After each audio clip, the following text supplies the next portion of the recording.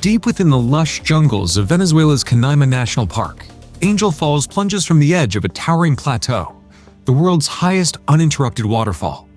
From nearly a kilometer above the rainforest, the water leaps into the void, transforming into mist long before it reaches the ground below. The sound of the fall echoes through the Emerald Valley, a hymn to nature's power and grace. Shrouded in clouds and mystery, the Tepuy cliffs surrounding it seem like fragments of a forgotten world, ancient, silent, eternal. Named after the pilot Jimmy Angel, who first flew over it, the falls remain a symbol of pure wilderness, untamed, remote, and breathtakingly beautiful. Standing before it, one can feel the heartbeat of the earth itself.